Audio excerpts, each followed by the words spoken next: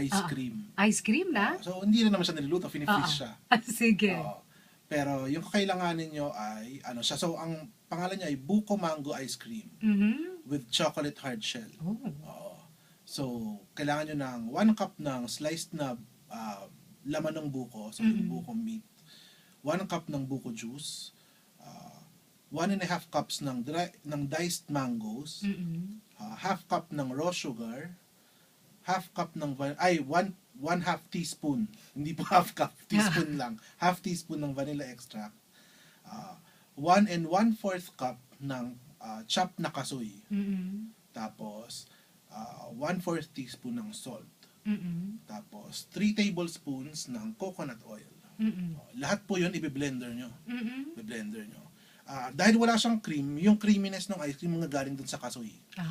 Oo. So yung pag na-blend na yung kasoy, creamy yung texture niya, tsaka kumbaga mas may kakapitan na yung ibang ingredients. Kung hindi kasi magiging kala mo lang siya parang ice candy, di ba?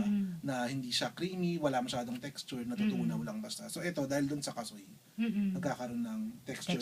Dahil din dun sa coconut oil, medyo nagkakaroon din siya ng mas maganda yung pag-freeze niya, mas nagiging creamy. So i-freeze mo lang yan? Blender tapos freeze. Paano yung hindi siya mag-yellow na akala mo parang, yun nga yung parang ice candy na hard, hindi. Talaga? Para siyang ice cream. Siguro dahil dun sa consistency nung kasoy. So, paano yung yung hard shell Yung hard shell is 2 tablespoons ng cocoa powder. Tapos 1/3 cup ng coconut oil. Tapos half teaspoon vanilla. Tsaka 1/4 teaspoon ng salt. Konting-konting salt. So hindi po matamis ng chocolate na to ha. Yung talagang lasang tsokolating mapakla talaga. Kasi matamis na yung ice cream eh.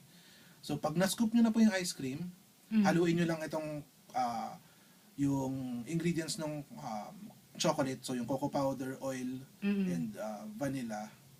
Tapos i-drizzle nyo. Kumbaga ipapatulo nyo dun sa ice cream. Instantly po yun, maninigas na siya, magiging siyang crispy.